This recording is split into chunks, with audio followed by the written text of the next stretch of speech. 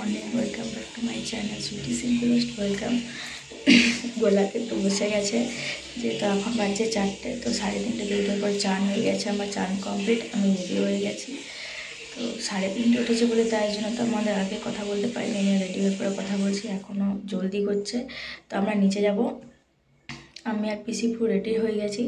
তো আজকে কোথায় যাচ্ছি চলো সেটা আমি তোমাদেরকে পরে দেখাচ্ছি। তো এখন আমি বেশি কথা বলতে পারছি না, নিচে যাব আর গলাতে আমার ব্যথা করছে। তো চলো, টাটা।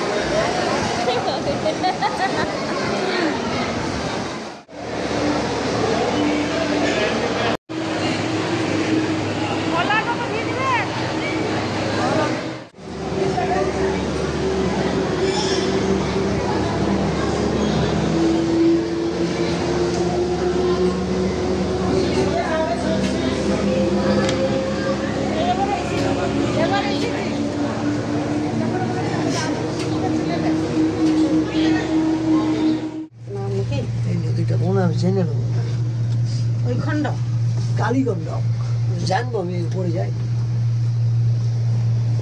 যা লাইন শব্দ জেনে নিতে হবে।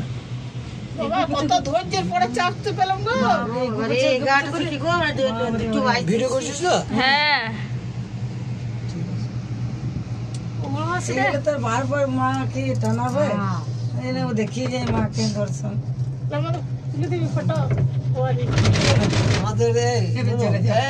হ্যাঁ বলো। কিছু দূর ছিটা, বাপরে কোথা থেকে এলাম আমরা।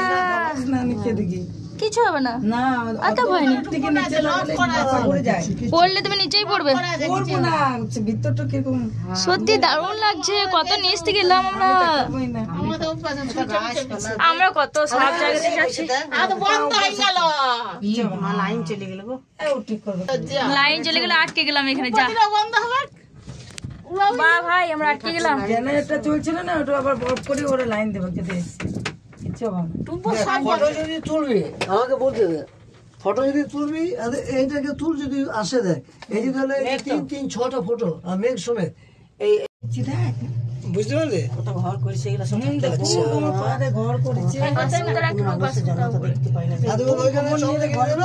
সব জেনে না, এই জায়গায় চাবি দিয়ে এটা দেখছেন না, ওই চন্দ্র। এই গাছগুলো দারুণ লাগছে। হিরণময় ছিল আমার বন্ধু, মানে একসঙ্গে আমরা এতটা উঁচু, মানে এতটা উঁচুতে উঠছে যে ভিডিও হচ্ছে না। হ্যালো গাইস, তো আমরা চলে এসেছি আজকে কাঠমান্ডু, নেপালে মনসা দেবী মন্দির। তোমাদেরকে বলার টাইম পাইনি। তো এই দেখো, এটা মনসা দেবীর মন্দিরের বাজারটা। এখানে অনেক দোকান আছে আর আমরা অনেক উপরে চলে এসেছি। আর ভিউটা নিচের খুব সুন্দর, তোমাদেরকে তো আমি দেখালাম। তো চলো তোমাদেরকে মনসা মন্দিরটা দেখিয়ে দিই যে কেমন।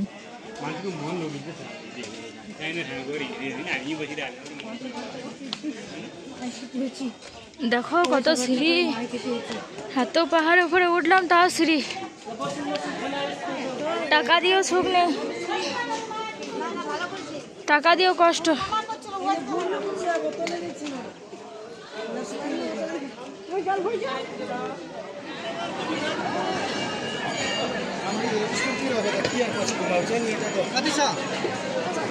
কাদুদা হারা যাও না। গুড আফটারনুন সবাইকে। তো আমরা মনস্কামনা দেবী মন্দিরে চলে এসেছি রূপ থেকে, তোমাদেরকে তো দেখালাম মন্দিরটা। আমি ব্যাক ক্যামেরা করে চলো ভালো করে দেখিয়ে দিচ্ছি। তো এখন চরম লাইন আছে, আমরা এখন লাইনে দেবো। চটি খুললাম এইখানে, তো চরম লাইন। এখন আমরা লাইনে দাঁড়িয়ে পড়ে ভিতরে পুজো দিতে যাবো। ফোন তো ভিতরে অ্যালাউ নেই সেই জন্য। আর আমার অবস্থা এখন খুব খারাপ হয়ে গেছে, এত ঠান্ডা এখানে, তারপরে তোমার জার্নিটাও খুব বেশি হয়ে গেছে। তো চলো তোমাদেরকে মন্দিরটা ভালো করে দেখিয়ে দিই। এখন আর ভালো করে আমি সেভাবে কথা বলতে পারছি না, তো চলো ব্যাক ক্যামেরা করে ভালো করে দেখিয়ে দিই।